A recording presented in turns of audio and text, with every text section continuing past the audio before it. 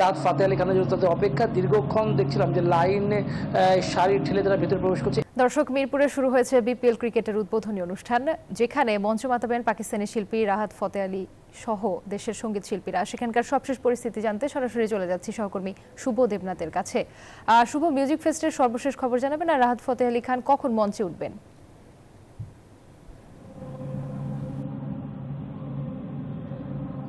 ধন্যবাদ আপনাকে। আর কিছুক্ষণ পরে রাহাত ফাতে আলী খান মঞ্চ মাতাবেন, প্রায় 3 ঘন্টা ধরে তিনি কনসার্ট করবেন এবং আপনি শুনতে পাচ্ছেন ব্যাকগ্রাউন্ডে যতটা সাউন্ড শোনা যাচ্ছে সেখানে কিন্তু মাইলস থেকে শুরু করে মাইলসের কনসার্টে চলছে এবং একের পর এক সঙ্গীত শিল্পীরা মঞ্চ মাতাচ্ছেন এবং সবশেষ রাহাত ফাতে আলী খান উঠবেন।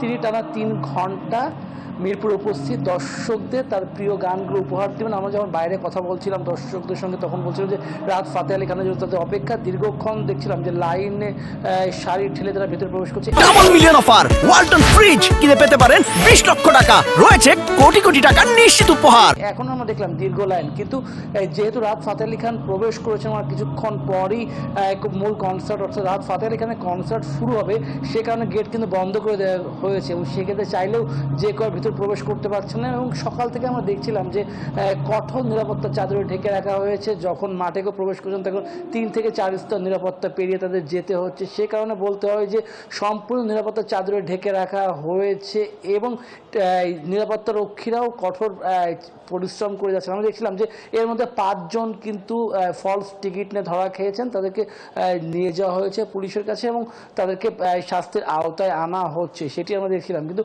বাইরে যে দর্শক উন্মাদনা আগ্রহ সবকিছু মিলিয়ে কিন্তু বলাই যায় যে বিপিএল এর যে উদ্বোধন অনুষ্ঠান সেটি কিন্তু জমে উঠেছে। কিন্তু যেটি নিয়ে সমালোচনা হচ্ছে সেটি 7 কোটি টাকার মতো খরচ করা হচ্ছে বিপিএল উদ্বোধন থেকে শুরু করে ম্যাচ মাঠে গড়ানো আগ পর্যন্ত। সেটি কিন্তু খুব একটি ভালো একটি বিষয় অনেকে বলছেন না, বা অনেকে বলছেন যেহেতু ক্রিকেটের হাইপ তুলতে হয়, বিপিএল হাইপ তুলতে হয় এবং যেহেতু স্পন্সরের কাছ থেকে এই অর্থটা আসছে সে কারণে কিন্তু অনেকে বলছেন যে সেটি খুব গুরুত্বপূর্ণ বিষয় না। কিন্তু আবার অনেকে বলছেন যে এই ধরনের অর্থ যদি লোকাল ক্রিকেটে ব্যয় করা হয় তাহলে একটি ভালো একটি বিষয় হতো। আর দর্শকরা কিন্তু এক এক করে প্রবেশ করছে, গভীর রাত পর্যন্ত কনসার্ট চলবে। রাহাত ফাতে আলী খান আর কিছুক্ষণ পরে মঞ্চ মাতাবেন রূপা। এই ছিল আমাদের মিরপুর থেকে এখন পর্যন্ত সর্বশেষ।